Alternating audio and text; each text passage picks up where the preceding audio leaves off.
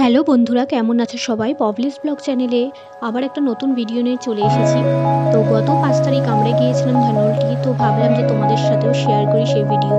ধনলটিতে খুব স্নোফল হয়েছিল, তো আমরা যেতে পারিনি তার আগে। তো আমার এইটা থার্ড টাইম স্নোফল দেখার এক্সপিরিয়েন্স। তো আমরা ধনলটিতে ফার্স্ট টাইম যাই, আগে কোনো দিন যাইনি। আমরা দেহরাদুনে অনেক বছর রয়েছি, কিন্তু ধনলটিতে আমরা ফার্স্ট টাইম যাই।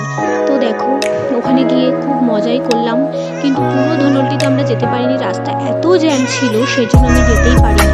আর রাস্তা প্রচুর স্লিপও করছিল। তো খুব আনন্দ করেছি আমরা দুজনকে একটুখানি বরফ ছুঁড়ে মারছিলাম। আমার বরকে বুঝলাম একটুখানি আমাকেও মারবে, তো মারছিল না। তো আমার বরকে বললাম তুমি একটু স্লো মোশন একটুখানি পোজ দাও, ভিডিও করো। তো তাই দিচ্ছিল, নিজের মতন নিজে পাগল হয়ে গিয়েছিল ওখানে গিয়ে।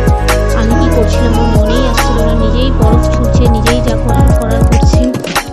তারপরে আমরা একটা স্নোম্যানও বানিয়েছিলাম, সেটা অবশ্যই ভালো একদমই হয়নি, কেমন আমার খুব আনন্দ লাস্টে।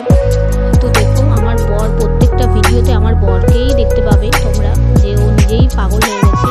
তো আমি একটু আশপাশটা চারিদিকে দেখাচ্ছিলাম যে কতটা সুন্দর। আমি ধনলটিতে কোনো দিন যাইনি, কিন্তু মাসুরি থেকেও ধনলটিতে এত সুন্দর লাগলো আমাদের কাছে, খুব ভালো লাগলো।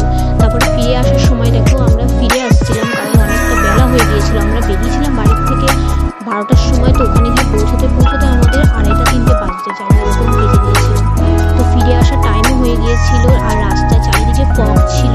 এত সুন্দর মোমেন্ট ছিল সেদিনকে, আরও কিছু টাইমটা স্পেন্ড করতে পারলে খুব ভালো লাগতো।